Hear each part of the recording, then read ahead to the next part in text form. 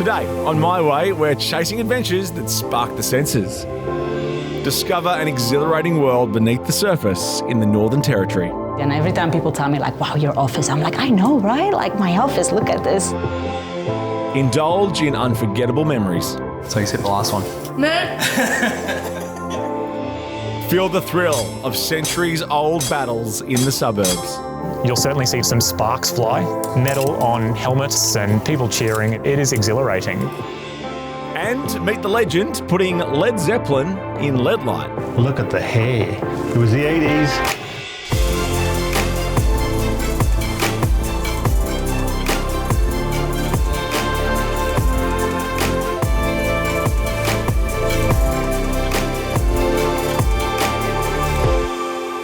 That's all coming up on My Way. It starts a bit eerie.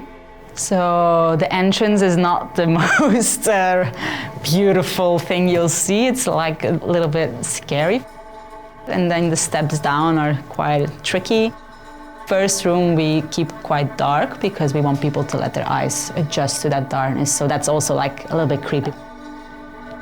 But the moment you step in that room behind us, it's like it opens up and it feels just like, wow, okay. I'm Chloe and this is my unknown. About 30k south of Katherine in the Northern Territory, deep within Nipmuc National Park, lies an underground world waiting to be discovered. Now to find it, all you have to do is take a few steps outside your comfort zone.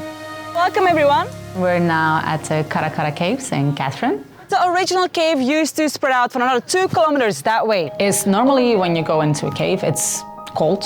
Like you always, people come with jackets. It's like the further in you go, the colder it gets. And that's something that is really special about this cave, is that's actually a hot and humid cave. We're left with 750 meters of cave. We go in for about 250 meters. Reason for that is it gets really hot and humid down the back. So at that 250 meter mark, you'll feel it and you're gonna wanna turn around. It's constantly changing, but just way too slow for us to then actually notice it. But it's a beautiful limestone caves with crystals, which is something very special because not a lot of caves have it. So the further in the cave we go, the more crystals you will see. On the roof, we have some pointy formations. Does anybody know the name of those? Yeah, good. So these are called stalactites. So a lot of times when you follow a stalactite down, you get the stalagmite. So stalactites, hold on tight, stalagmite might get up there one day. So this is millions, 20 millions of years of change, of constant wet season, dry season. This was here throughout all of it. You know, this little place here, even though it changed, it was here. Like it's been going through all those changes and it survived. It's still standing, you know? So this is petrified mud. So you can see those white pieces coming down from those flat ends. That's new growth. For this section over here, it's about 2 millimeters a year that it grows. I think this time of day and then around 3 o'clock is the best time for the lights, like how it goes through the trees and stuff. So I'm originally from Belgium. I did my college degree, so officially I'm an interior designer, and the moment I graduated, I started traveling. Australia was always on the mind. They are coming, but they're not really here yet, and it's just the noises of the birds and the wind. Normally I'm laying on that bench over there. And I wanted to kind of push myself, as in not do something easy. So I found something that I would never thought I would do, which is tour guiding. The rest of them are coming down now, they will catch up. Yeah, I copy that, thank you. I still remember the first time I came in, I was like, wow, okay, this is crazy. And every time people tell me like, wow, your office, I'm like, I know, right? Like my office, look at this. This is not something everyone can do. The NT is definitely underrated, but it's really cool to see like a whole different side of Australia that most people just don't go to.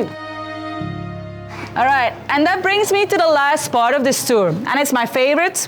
We call it stuff that looks like stuff. Yeah, it's amazing to see how this, which for me feels normal now, can still affect so many.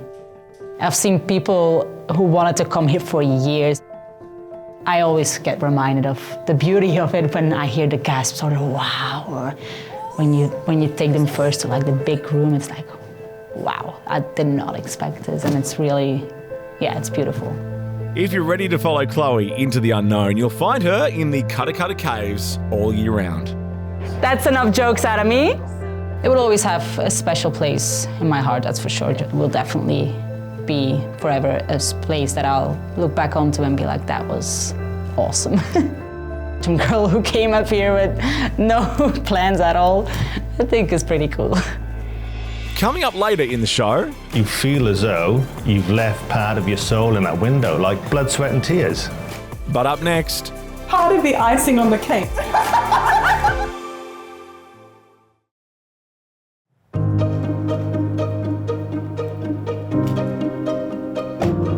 There is no better day for me than a day in the kitchen, wearing fluffy socks, pouring rain outside, a cup of tea and a jam drop, and just trying a new recipe.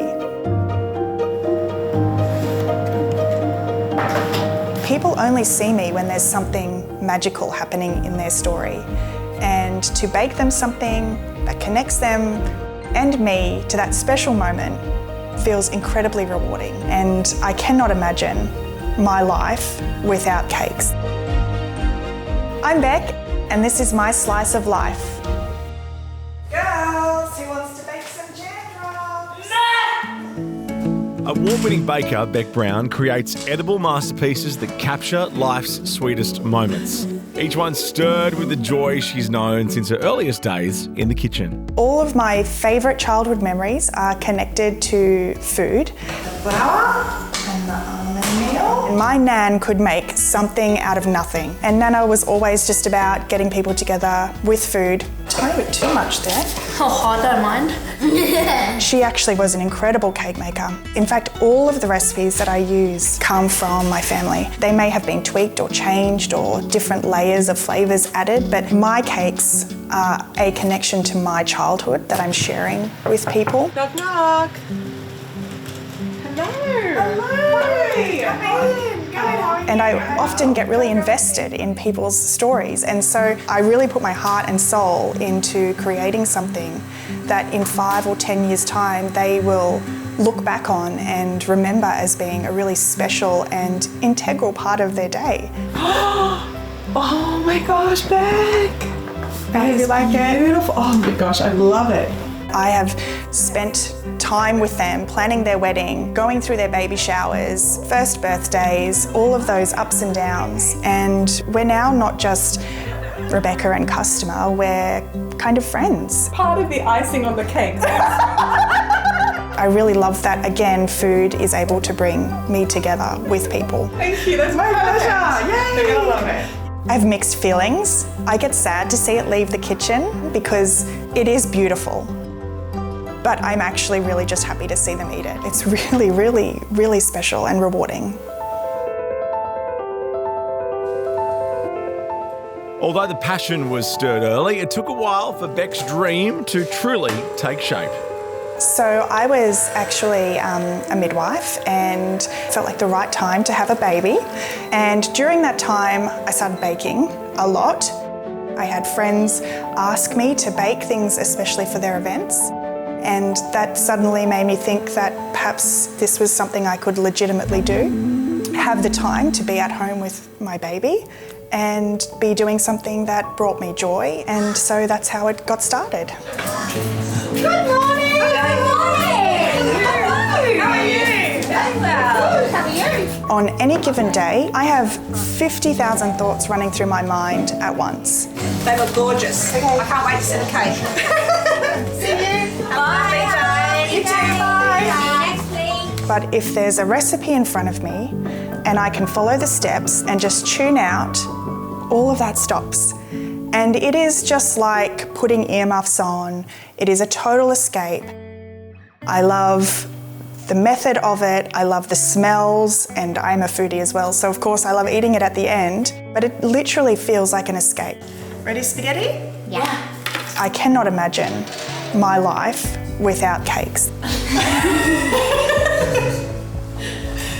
You're a duffer. not just because I get to see my girls grow up and be there for all the really special moments in their lives, but because I get to contribute special moments to other people's lives. It's perfect. Perfect. So you hit the last one. I just imagine my Nana and the closeness that I felt to her, and I think that she would burst with pride. Yeah. For the memories you never want to forget, start with a cake you'll always remember. Some people say that, oh, nobody eats the cake anyway, but I would really hope to change that. I hope that everyone eats the cake. No, here's another one. Nailed it, Bob. Really good. Still to come on My Way. Look at that. Perfect. But up next, standing toe to toe against one other person with a sword, and we battled.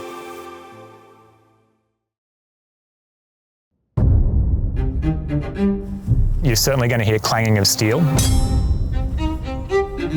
You'll certainly see some sparks fly. Metal on helmets and people cheering. It is exhilarating. Standing toe to toe against one other person with a sword, and we battled. At the end of it, you feel like you've been in a war. It's an amazing feeling. I'm Daniel, and this is my honour. What kid doesn't want to hit someone with a sword? You know, it's kind of an innate thing through our childhood. You know, you see all this beautiful, rich history growing up on video games, and you get to actually live that life. in suburbs across Australia, a growing community of athletes is reviving the ancient art of sword fighting. Leading the charge is Daniel Green, turning this old discipline into a modern obsession. All right, so I saw a lot of people doing very well there. There's some good balance, some good technique on the thrust, which is encouraging. Can I see you all having a go? I'll have this side here attacking first. I do HEMA as a sport, which stands for Historical European Martial Arts. It's a branch of sword fighting that focuses on the historically accurate technique. Just imagine it as if someone at the pub has said, hey, let's have a duel outside, except we don't want to die. So we do actually wear armour. So if you get thrust once here, change your guard to here, and then you'll be able to flick it out better. So we'll work on that tonight. I learned about it because I needed something to do. I actually broke up with a girlfriend and was getting a little bit lazy. I needed some direction in life, I suppose. Some of my good friends just said they're going to try out a Swordsmanship Academy. And I said, oh, all right, I'll give it a go. And I haven't looked back. Oh yeah, I remember this one, Swordplay 2018, Sword and Buckler. After this one, I was actually ranked #1 in the world, which is pretty unbelievable. It only lasted a couple of weeks, but you know, I'll claim it. I just turn up and just fence for hours, you know, I'd try and be the first person there and maybe the last person to leave and just put as much effort and get as sweaty as possible. Good, I'm seeing some nice distance, good. Maybe it's that little romantic thing of what your childhood was about, every Star Wars movie you ever watched. And you can do it right here, legally, hit people with metal sticks.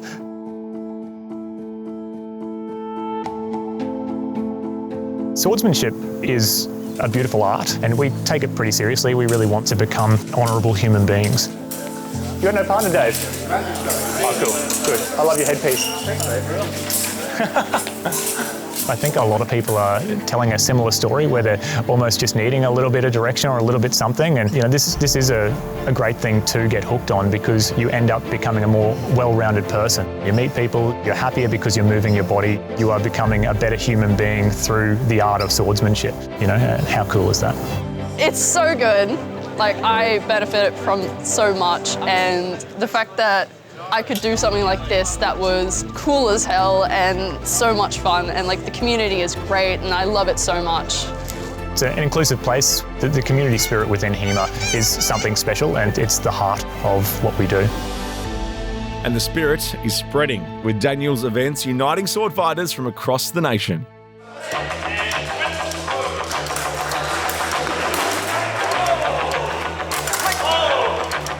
I just put some tape on the tip just to clean it up. I actually hail from Melbourne, and so I'm up here to compete this weekend. I've yet to beat Daniel, so if I manage it today, it'll be a first. You can try. We're all good mates. Turning up to a tournament in Melbourne or in Perth or in Adelaide, you know, you probably haven't seen them for a year or whatever, but you're about to clash steel. And then go and have a beer at the pub afterwards. It can be tough facing off against someone in a duel.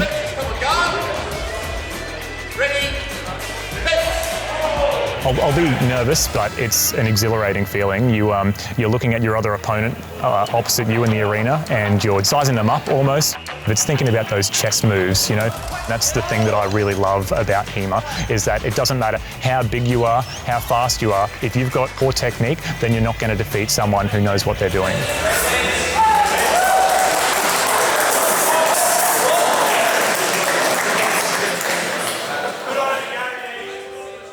I have these beautiful weekends of sword fighting that are just exhilarating. You know, you come out the end of these weekends and you feel just, you know, energetic after what you've been through, you know. Then I'll go to work or I'll talk to some people in the park and they've never even heard of the sport. And I really want people to know about HEMA because it is beautiful to watch. It is different from fencing. And I think people are going to gravitate towards that if they just hear about it. Oi, Tony. Hey, Tony. How are you, mate? Yeah, good. Good to see you. Ready for a blue? Yeah. Yeah, really good, mate. How are you? Yeah. We're really doing it as a labour of love because we love the sport, we love swordsmanship, and we want to teach people the art of swordsmanship. Think you're ready for battle?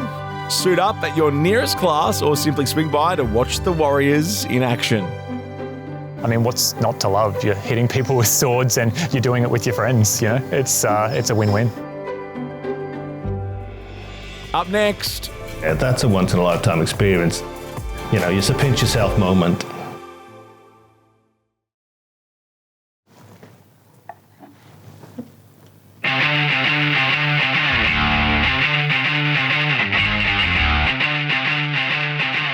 You come into work, put the music on, and you just get engaged in it. Light is life. It creates another feeling and pattern. The way the light is transformed through different textures and colours of glass. Time just flies. You know, the only thing that stops me generally is because I need a cup of coffee or my tummy's rumbling. I'm Julian, and this is my glass. I grew up in a small town called Bec Brown in South Wales. As a kid, I was always interested in music and art and painting, creating stuff. When I became a teenager and I was into the heavy metal scene, I used to paint album covers on the back of leather jackets for friends of mine. But I knew there was something else in life that I was looking for. I didn't know what it was at the time. How I got into lead lights and stained glass was a bit of an accident, I suppose, or fate, whichever way you want to look at it. But I just went to the local job centre and they had two jobs going. One was an architect and one was to work at a stained glass studio. And here I am today. Look at the hair. It was the 80s when I had that feeling of creating something myself, designing, drawing and making. It's like, you know the feeling that you get from music, that little tickly feeling that you know this is right and this is good. I knew that this is what I wanted to do for a living. So a piece of glass, a piece of lead. And you just work your way through. As you can see, it's going to take some time. It can take weeks and weeks and weeks to come up with a design, and each piece of glass is individually hand cut and then hand leaded and soldered, and it's hours and hours and hours of work. You know, one job could take you a day, one job could take you 6 months. You do that to take the edge off, to take the sharpened edge off there, and from all of the years of cutting glass, you can see it's worn down. And I still don't feel the same if I'm using another pair of Grosing pliers. They don't feel right. It's got to be those. That's how it works. When you do a design and you're revealing it for the first time, it's very nerve-wracking because you feel as though you've left part of your soul in that window, like blood, sweat and tears. So this is the window that's most dear to me because I made this in memory of our first daughter that we lost as a stillborn child. You know, it's got a hell of a lot of meaning, and on here, I just put a little inscription for her.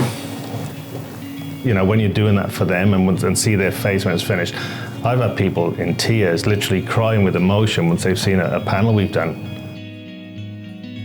It's about the personal connection that you've got with somebody, and you're making them have a reaction to your work. That's why I do it. And while every window is memorable, one in particular rocked him more than most. So it says, Julian, thanks for your classic interpretation of this classic album, Rock On, Jimmy Page. I remember the phone call. I was shaking. Honestly, I was shaking. You know, I'd never thought I'd make a panel for him, let alone did I ever think I'd get a signed album personally to me. To do something like that for a person whose music I've loved for 45 years or more, that's a once-in-a-lifetime experience. You know, it's a pinch-yourself moment. As his designs light up houses around the globe, Julian's focus remains here at home, ensuring this ancient craft continues for years to come. What colour is this? That's an old reproduced Victorian glass called English muffle, like a rose red, which is very popular. So pretty. It is very good. We run beginners courses, and you can come in and learn the skill and take away a small little panel at the end of the day. Now, I had amazing teachers in London. You still do? I do. Yep. You know, you might hear it in my voice at times, I still have a lot of passion for what I do, because it means a lot to me that this will continue long after I'm gone, because it's been around for 1,000 years. Why can't it be around for another 1,000 years? Nice. Yeah, did a nice job. See the beauty of stained glass up close, or step into the studio and handcraft your very own showstopper. I've been doing this now for 38 years, and I still come to work and enjoy what I do. So that feeling that I had early on, it's still with me. Does it get better? Look at that. Perfect.